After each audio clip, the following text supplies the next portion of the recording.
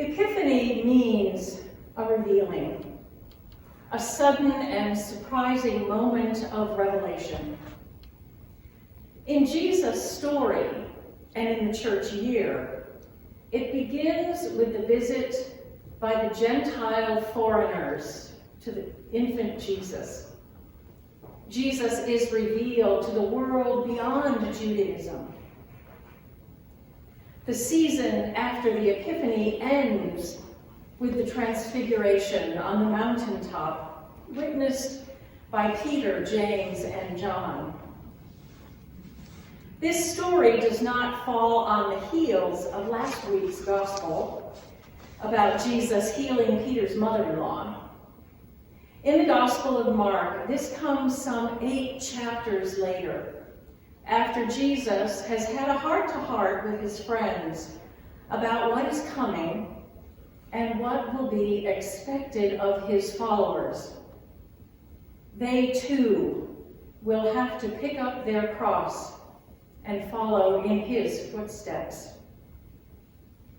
As is usual in Mark's bare-bones prose, we are not given extra details, like what it was Jesus was intending. He often went off, away from the crowds to pray, but I doubt that that was his only thought here. He needed Peter and John and James to see something, to understand something. He needed them to see his true nature. I believe he also hoped that they would see something about themselves. Some theologians maintain that God did something to Jesus on the mountain. I totally disagree. New Testament scholar Daniel Kirk agrees with me. In an article on the Transfiguration, he wrote, later Jewish tradition would reflect on primal humanity as possessing this kind of divine glory, created in the image and likeness of God. When someone looked at us in our original created state, they would have seen the shining glory of God. God didn't put something new into or onto Jesus on the mountaintop. Jesus accessed and revealed what was already there, and it was so powerful that others could see it. I do believe that he also wanted them to know that his purpose here, the purpose of the incarnation, was to reveal the nature of humankind, that forgotten image of God.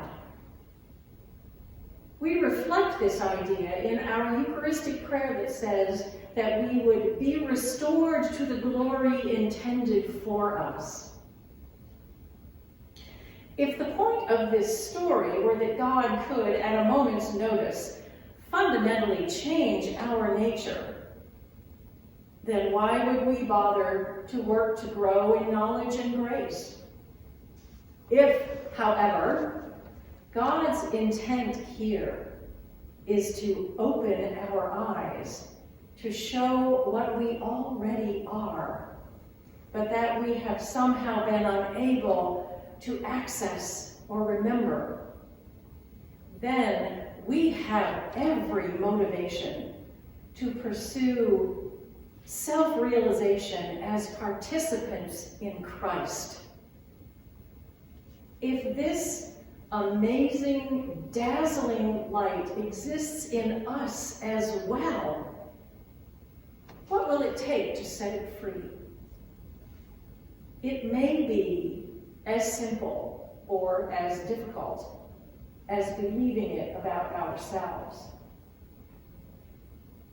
I don't want this story to happen just high on a mountaintop, inaccessible to us down here on the ground, as if it were beyond us and something that happened only to Jesus. I want this story to happen in the low places, in the ICUs and the break rooms in which exhausted nurses and doctors grab a quick nap or power up with one more cup of coffee, seeking strength to keep doing what they do. I want someone to shine with glory for them to see and be strengthened by it. I want this story of revelation, of glory, to happen in overcrowded prisons where hope and dignity struggle to survive. Who could be the one to start to shine in such a place?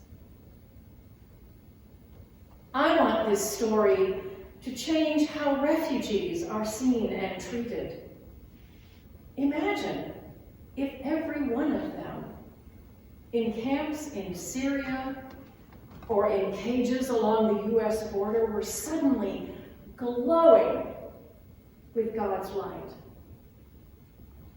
I think that would make a difference. And I think it would be a good thing. I really do.